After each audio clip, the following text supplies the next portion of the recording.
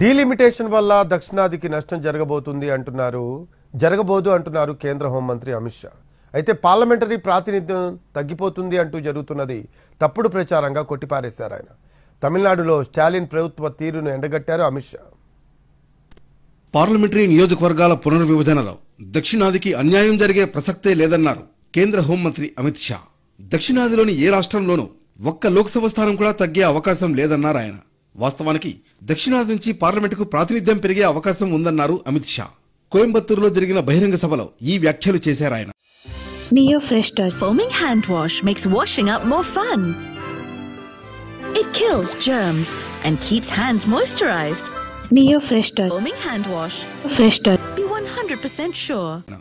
Delimitation में आपका एक भी सीट प्रोरेटा कम न हो और जो बढ़ोतरी होगी इसमें उचित हिस्सा दक्षिण भारत के राज्यों को भी मिलेगा.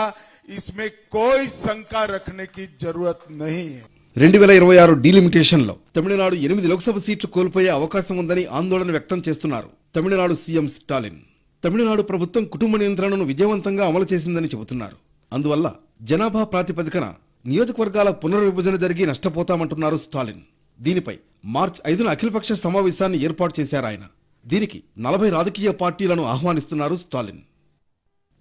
దక్షిణాది ప్రజల ఆకాంక్షలను ప్రధాని నరేంద్ర మోడీ గౌరవిస్తారన్నారు అమిత్ షా. దక్షిణాదిలోని ఏ రాష్ట్రంలోనూ ఒక్క పార్లమెంట్ సీటు కూడా తగ్గించబోమని లోక్సభ వేదికగా మోడీ చెప్పారని గుర్తు చేశారు. తాను కూడా దక్షిణాది ప్రజలకు అదే భరోసా ఇస్తున్నట్లు తెలిపారు అమిత్ షా.